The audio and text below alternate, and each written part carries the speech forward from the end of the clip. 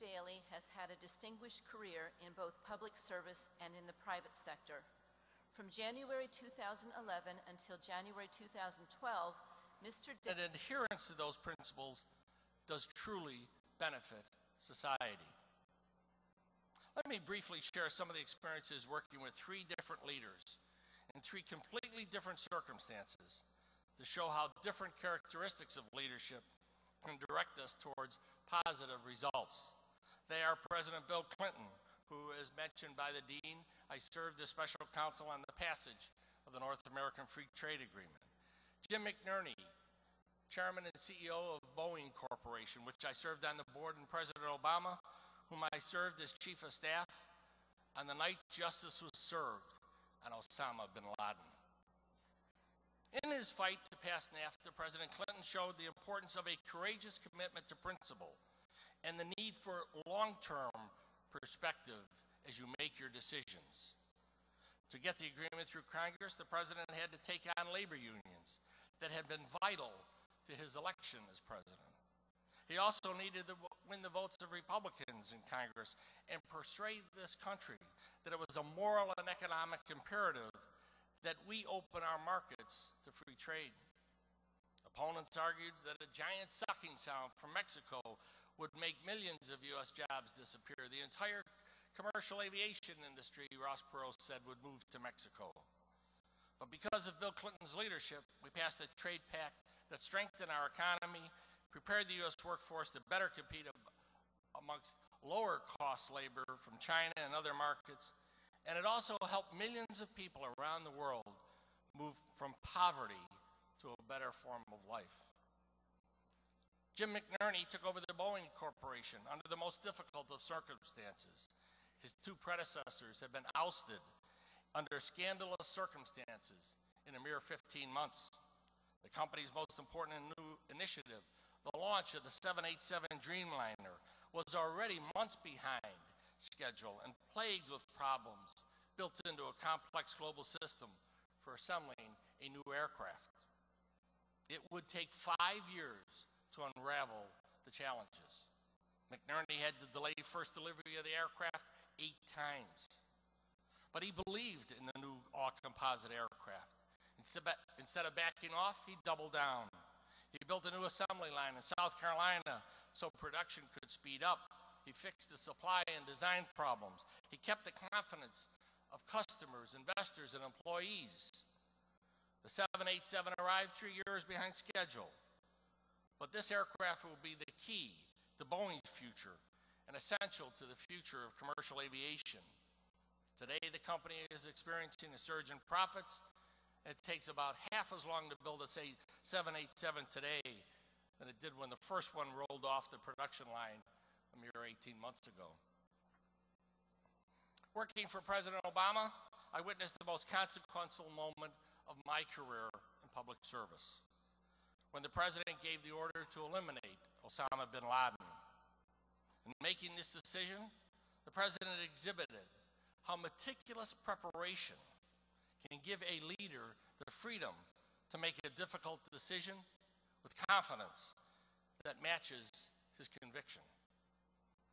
When word reached the White House that intelligence sources had located bin Laden, months of preparation paid off in a mere 37 minutes on the ground outside Islamabad, Pakistan. Under the President's orders, Navy SEALs worked for weeks and had countless drills acting out every conceivable scenario that they may encounter. The President directed our military leaders to work up contingency plans, to practice under real-life conditions, to be prepared to abort the mission or even be prepared to fight their way out. That paid off when one of our choppers hit a wall of the compound, and the well-trained pilot immediately steered directly towards the ground, saving the lives of all aboard and allowing them to continue with the mission. The President's attention to detail underscored the importance of the mission, an implicit way to exhibit leadership to all that were concerned. There's a famous photo of the President's key advisors watching a video display in the White House as the bin Laden operation unfolded. The faces are grim. Secretary of State Hillary Clinton has her hand across her mouth as if stifling a gasp. The president sits off to the side, alone, as leaders must sometimes be, but with a confidence in his eyes. Nearly a decade after the 9/11 terrorist attacks, justice had at last caught up to Osama bin Laden. Barely 1 year since the bin Laden mission, that night seems a distant memory. We're in a political campaign season that seems destined to be crude and uncivil as any we've seen in many years. The economy is struggling to sustain a fragile recovery. Whether President Obama is reelected or Governor Romney wins, it may take years before our country's economic problems are truly fixed. The moment is right for people like you to step in and contribute. We need your wisdom. We need your work. We need you as leaders in an effort to get your companies and our country back on track. Sitting where you are with a robe on your shoulders and a hat on your head, you may think that this is a rather tall order for each of you. You may be wondering if it's realistic for people to expect so much of you. It's a very fair question. In my opinion, it has a simple answer. One person truly can make a difference. Today, perhaps more than any time in our history, one person can truly shape the world.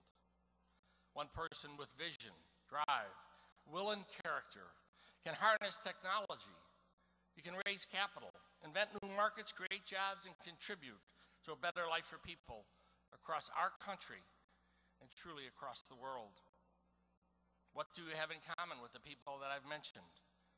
Do you have the vision of Steve Jobs, the commitment of Bill Clinton, the preparation of President Obama, and the quiet courage of Jim McNerney? Chances are each of you have some of those traits. Perhaps there are many of you who have all of those traits. Loyola has helped nourish them in you, and now it is incumbent on you to make the most of what you have. The Apostle Peter would say, you have no choice. You must find those characteristics in yourself and begin to serve.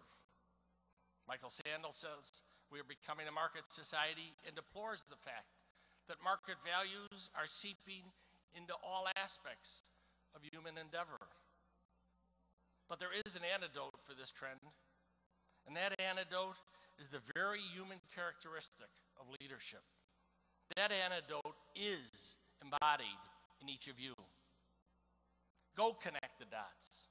Take your Loyola education, lead the way. Use your character, your commitment, preparation, and vision to be a service to this society. Put yourself forward as a leader, and the world will truly follow you. Thank you, and good luck to each and every one of you.